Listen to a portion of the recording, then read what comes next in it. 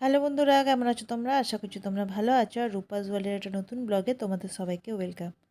এখন হচ্ছে সন্ধ্যাবেলা, আমি চলে এসেছি রান্নাঘরে। আর এই দেখো, ছেলে আমার ঢাক বাজাতে বাজাতে মশারি টাঙানোর যে ডান্ডাটা হয় সেটা নিয়ে চলে এসছে। আর এটাই হচ্ছে ওর খেলা।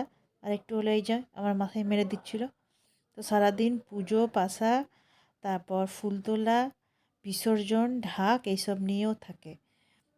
সন্ধ্যাবেলায় যথারীতি যা কাজ, চা করা, দুধ গরম সেসব হয়ে গেছে। আর এখন বানাবো একটু পকোড়া। তো এই শীতকালে পকোড়া খেতে কিন্তু খুব ভালো লাগে। অন্য চাউমিন বলো বা পাস্তা বা অন্যান্য যেসব ফাস্টফুড হয় তার থেকে কিন্তু এই তেলে ভাজাটাই ভালো লাগে। দেখো রান্নাঘরে রয়েছে রিও, কিছুতেই যাচ্ছে না। তো তোমাদেরকে একটা কথা বলি, সব আমার ইউটিউবার বন্ধুদেরকে আমি এই কথাটা বলছি যে আমার কিছুদিন যাবৎ দেখছি আমার ওয়াচ টাইমটা একদমই বাড়ছে না। অথচ ভিউ আসছে না বলবো না, একদম যে 5-10টা আসছে তা না, কিন্তু যে পরিমাণ আসছে তার মানে আমার ওয়াচ টাইমটা বাড়ছে না। তো আমি খুব একটা ইউটি না, ওয়াইটিটা আমি খুব একটা লক্ষ্য করি না। আর আমি যতদূর জানি ওয়াইটি বেশি খুলে খুলে দেখা উচিত নয়, তাতে রিচ কমে যায়। কিন্তু রিসেন্টলি 1 মাস আগে মানে পুজোর পরপরই আমাকে একটা দিদি বলেছিল যে তুই ওয়াইটিটা একটু চেক করবি। তো আমি চেক করে দেখলাম যে তোমরা দেখো নিশ্চয়ই আমার ব্লগ দেখো, কিন্তু আমার মনে হয় অনেকেই আছো যারা ব্লগটা স্কিপ করে দেখো বা হয়তো 15-20 সেকেন্ড দেখলে নিয়ে একটা কমেন্ট করে দিলে। দেখো তোমাদের আমি একটা কথাই বলবো, আমি যেমন ব্যস্ত সেই রকম তোমরা সবাই ব্যস্ত নিজের সংসার নিয়ে। তো কারুর পক্ষে প্রত্যেকটা ব্লগ প্রত্যেক দিন দেওয়াও সম্ভব নয়, আর দেখাও সম্ভব নয়। এটা কিন্তু খুব স্বাভাবিক ব্যাপার একটা। তো আমি যেমন যেদিন কারুর ব্লগ বসে বসে দেখতে সময় পাই, বড় কমেন্ট করি। অনেক সময় হয় যে আমি ডাস্টিং করি বা কোনো কাজ করি, চালিয়ে রেখে শুনি, একটা ছোট্ট কমেন্ট করে দিই।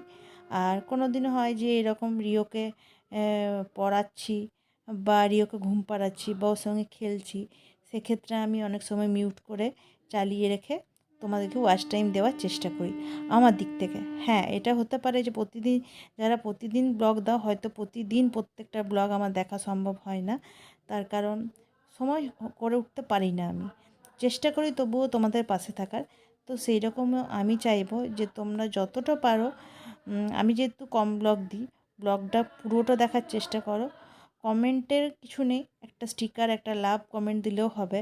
বড় কমেন্ট দিলে বুঝতে পারবো তোমরা দেখছো, এটা কিছু না। আমি বিশ্বাস করি যে তোমরা দেখো, এবং এতদিন সেই বিশ্বাস ছিল বলেই আমি ওয়াইটিটা খুলে কোনো দিনও দেখিনি যে কেমন ভিউ হচ্ছে বা ভিউ টাইমটা কেমন হচ্ছে, সেটা আমি কোনো দিনও দেখিনি। তো হঠাৎই আমি এটা কালকে দেখলাম বলে বললাম। তো সেই বিশ্বাসটা তোমাদের কাছে রাখবো যে তোমরা দেখবে, অন্তত পক্ষে 10 মিনিটের হলে 5 মিনিটও অন্তত দেখো। হুম, তাহলে খুব ভালো হয়, এবং আমারটা শুধু না, সবাই সবারটাই দেখো। হ্যাঁ, যারা অনেক ব্লগ ছাড়ে তাদের জন্য বলবো যে তাদেরটা হতেই পারে যে আমারও যেমন তাদেরগুলো সবগুলো দেখা হয় না, কিন্তু আমি চেষ্টা করি যে প্রতিদিন একটা বা দুদিনে অন্তত একটা পুরো দেখার। তো সেই রকমও দেখো। হ্যাঁ, যারা কম ছাড়ে তাদের তো দেখাই হয়, কারণ তারা 2-3 দিনে একটা ছাড়ে, এমনিও আছে অনেকে, তাদেরগুলো তো সবগুলোই দেখা হয়। তো সবাই সবাইকে যদি এইভাবে আমরা হেল্প করি, অন্তত সবাই একটা জায়গায় পৌঁছাতে পারবো, সবার চ্যানেলগুলো অন্তত মনিটাইজেশনের জন্য যাবে। তো আমার সব ইউটিউব বন্ধুদেরকে আমার এইটাই বলার যে প্লিজ ওয়াচ টাইমটা সবাই সবারই জন্য বাড়াও। দেখা প্রতিদিন সম্ভব নয়, কাজের মধ্যে থেকে শোনো, নাহলে চালিয়ে রাখো, তাহলেও হবে। কারণ সবাই আমরা ব্যস্ত।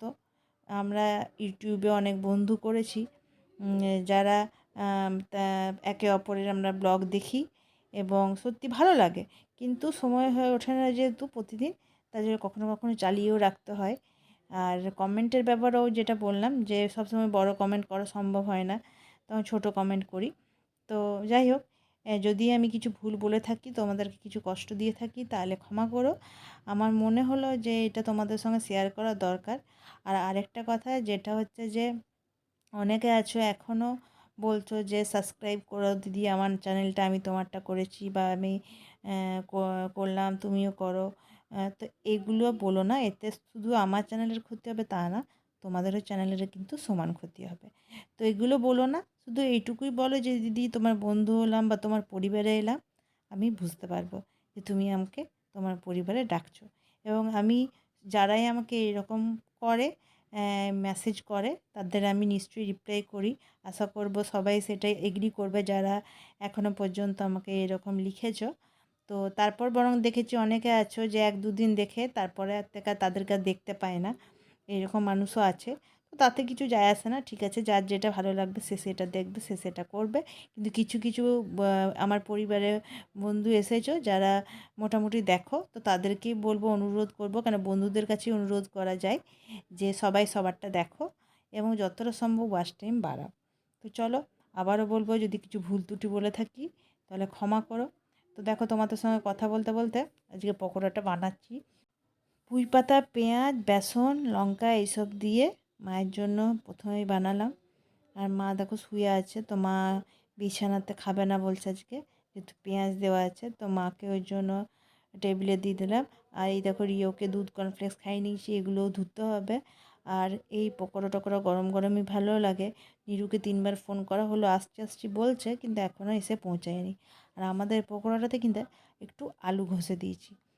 তাতে হয়তো খুব একটা কুড়মুড়ে হয়নি, কিন্তু নরম নরম খেতে বেশ ভালো হয়েছিল। তো এইসব পকোড়া, চপ এগুলো কিন্তু শীতকালে তো ভালোই লাগে, আর মনে হয় গরম গরম খায়। তো নিরুর অপেক্ষা করতে করতে যেই নিয়ে বসলাম তখনই নিরু হাজির হলো। তো যাই হোক, উঠে ওকে দিয়ে দিলাম। নিয়ে দুজনা আর বাবা তিনজনেই খেয়ে নিলাম। তারপর দাদা এলো। আর এখন হচ্ছে আমার গ্যাস মোছার পালা, যেহেতু পেঁয়াজ দিয়ে করেছি, গ্যাস মুছবো, বাসন ধোবো, এইসবগুলো করব। তারপর হবে রুটি, আর চা তো হবেই, অনেকবার চা হয়েও গেছে, আর আবার চা করব। কারণ মুড়ি খাওয়ার পরে শীতকালে একটু চা না হলে ভালো লাগে না। তো বিয়ের পরে আমার চায়ের নেশা ছিল না, কিন্তু এই যে যেহেতু বলে না যে করে যেহেতু দিই, ওই করতে করতে একটু খাওয়ার নেশাটাও হয়ে গেছে। কিন্তু বাপের বাড়ি গেলে জানো তো আমি সকাল থেকে এত দেরিতে উঠি যে মাকে বলি মা চা খাবো না। গ্রীষ্মকাল হলে মা একটু শরবত দিয়ে দেয়, আর যদি শীতকালে যায় তো মা একটু গরম জল আর বিস্কুট দেয়। তো মা বলে চা করে দিই, আমি বলি না, 10:30, 15, 11টায় উঠে মনে হয় না যে আর চা খায়। তো এইখানেই শুধু আমার চা খাওয়ার নেশাটা একটু বেড়ে যায়। তো চলো, গ্যাস মোছা তো হয়ে গেল, আর বাসন ধোয়া মোটামুটি কমপ্লিট। এবার বসাবো আমি চা।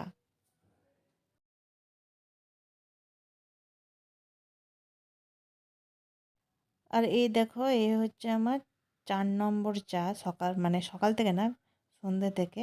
একবার লিকার হয়েছে, দুবার দুধ হয়েছে, আর এই যে দাদা লাস্টে এলো, দাদার জন্য আবার আরেকবার চা করলাম।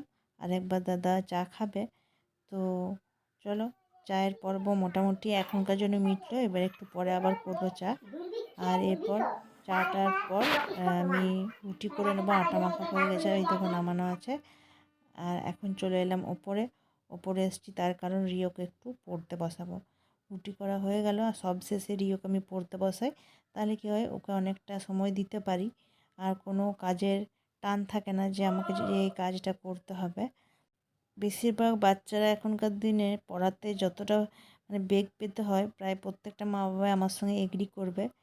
তো আমার বাচ্চাকেও তাই, ওকে পড়তে বসালে খিদে পায়, ঘুম পায়, টয়লেট পায়, চকলেট খেতে ইচ্ছে করে, গল্প করতে ইচ্ছে করে। তো একটু রেস্ট নিতে নিতে রিও চলে এলো।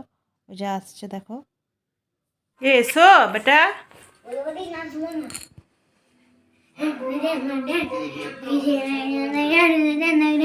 পড়তে বস। পাপা দেয়নি মনে হয়, না বই খাতে বের করে দিয়েছে। চলো, কি খেয়ে নিয়েছ? না, পড়তে বসো, বসো। চলো চলো চলো, না ঘুরে বসো পড়তে। দেখো ঘড়িতে কটা বাজলো। চলো, লেখাগুলো শুরু করো। কম্পিউটার এখন না, পাপা যখন চালাবে তখন তোমাকে দেবে চালাতে। চলো চলো চলো চলো, পাপা আসুক তারপর দেখে তারপর লেখা শুরু করো। শুরু করো শুরু করো, খোলো খোলো খোলো, পরে বাজাবে বেটা, শুরু করো। খুল। তো দেখো পড়তে বসে কত গল্প, আমাকে বলছে মা ব্লগ করো। হ্যাঁ, আমি একটু গল্প করি তোমার ফ্রেন্ডদের সঙ্গে। তো যাই হোক, আজকের ব্লগটা এখানে এন্ড করছি, কেন ব্লগ বানাতে গেলে আর আমার ছেলে পড়া হবে না আজকে। তো পড়ুক, আর আশা করবে এই ব্লগটা তোমাদের ভালো লাগবে। আর ভালো লাগলে প্লিজ লাইক কমেন্ট সাবস্ক্রাইব করো, পাশে থেকো, সঙ্গে থেকো। যদি কোনো ভুল ত্রুটি হয় ক্ষমা করো। পরের ব্লগে আবার তোমাদের সঙ্গে দেখা হচ্ছে, ততক্ষণের জন্য টাটা।